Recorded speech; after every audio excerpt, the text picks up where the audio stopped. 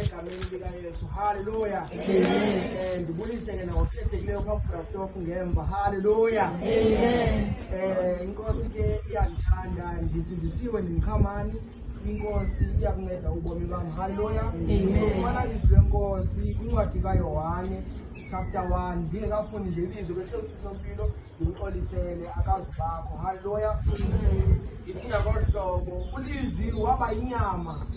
Ekuqalekeni ube ekho ulizwi, waye ulizwi ekuye uThixo, waye ulizwi enguThixo, yena lowo ebekho ekuqalekeni uThixo. Izinto zonke zabakho ngaye, engekho yena akubangakho nanye into ethe yabakho. Kuye kwakukho ubomi, baye ubomi obo baba lukhanyiso lwabantu. Ukhanyisa ke olo lwabonakala ebumnyameni, basuka kubumnyama abaluqiqa. Haleluya. Mayiselo ufuna kwezulayo ngoku nangona phakathi. Haleluya. Apha kule ndawo sixelelwa ngenkosi eyayikhona izinto zonke zingekabikho. Ithi zonke izinto zabakho ngenxa yoba yena wayekhona. Haleluya. Apho sizawuthetha khona kupha verse 3 and 4. Ithi izinto zonke zabakho ngaye, engekho yena akubangakho nanye into ethe yabakho. Kuye kwakukho ubomi, baye ubomi obo baba lukhanyiso lwabantu. Haleluya. Ithi iBhayibhile xa ndiyifundayo ithi kuye kwakukho ubomi, baza obo bomi bukuye baba lukhanyiselo eluntwini. Haleluya. Into endizawuthetha ngayo namhlanje ndizothi masihlale sikuye, ngoba xa sikuye sisekukhanyeni. Ithi iBhayibhile ngigqiba ifunda apha phambi kwenu ithi olo khanyiso olo langena ebumnyameni, baza ubumnyama abaluqiqa, which means baze ubumnyama abakodlula ukukhanya oko. Haleluya. Ithi iBhayibhile xa ithethayo ithi kuye siyaphila, ithi kuye we have our being, ithi kuye siyashukuma. Haleluya. Which means xa sikuye ayikho into esingenokungayenzi. Haleluya. Ithi iBhayibhile xa ithethayo ngestory sikaYosefu. Haleluya. Niyasazi sonke istory, wayengumphuphi waze wathinjwa, waze wathathwa ngama-Ishmayeli. Wathi sethathiwe wafakaza uPotifare xa emjongile, wathi isandla sikaYehova siphezu kwakhe. Wathi setshile uPotifare isandla sikaYehova siphezu kwakhe, kwanyanzeleka ukuthi umama wakoPotifare afune ukungena unyana. Bakhona abantu bazolwa nonyana sekhona. Haleluya. Ithi iBhayibhile wathi umfazi kaPotifare wabamba isilamba sikaJoseph. uJoseph sebaleka ngoba efuna ukubonakalisa i-evidence ukuthi lo mntu ebezama ukundidlwengula. Sizothi isandla sikaYehova sesiphezu kwakho, kube kwizinto engathi ziyi-evidence ukuthi isandla sikaYehova asikho phezu kwakho. Kodwa uYehova xa ukuye uyazibonakalisa, ngoba wazibonakalisa kuYosefu sesentilongweni. Kwanyanzeleka uYosefu afike abe ngumphathi wamanye amabanjwa. Kwathi sekunjalo kwanyanzeleka sesentilongweni angaboni ityala ayophatha isizwe ngenxa yoba kuye uYehova.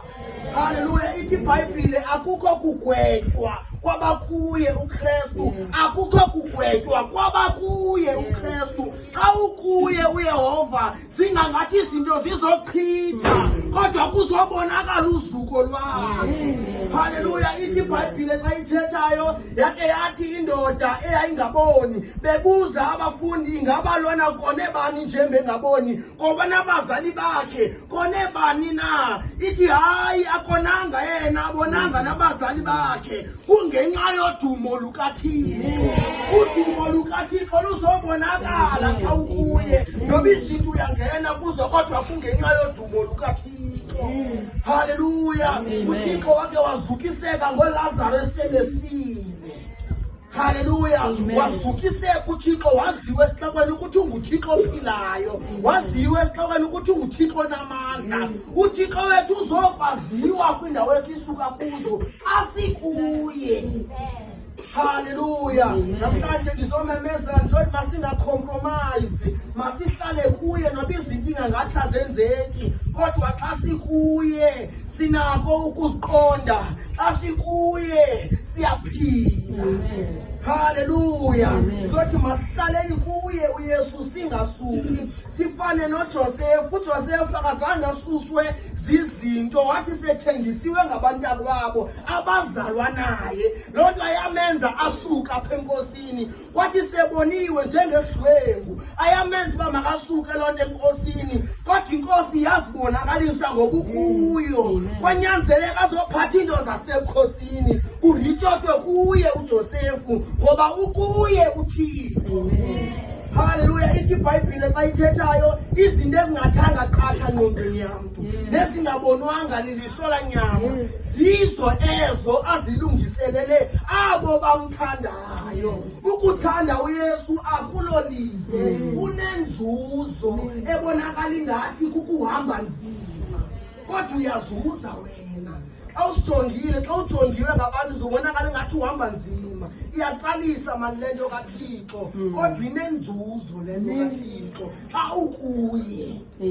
Haleluya. Naxa ukuye kuhamba ngongabulaleki. Ndizothi namhlanje uba uyahamba nayo inkosi uziva ubulaleka, khawuke wandele mani uye kuye. Haleluya.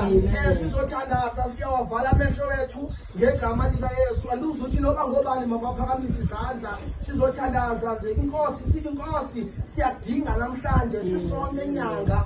Sifuna uba kuwe namhlanje, sifuna ufumaneka sikuwe noba izinto ziyafika, kodwa sifuna ufumaneka sikuwe sifane nomthi omiliselwe phezu kwemijelo yamanzi. Ithi ifika imimoya kodwa anganyakazeki ngoba uphezu kwemijelo yamanzi. Masibeni kuye namhlanje inyanga noba izinto ziyenzeka, kodwa sifumaneke sikuye uYesu ngoba kuye ndithe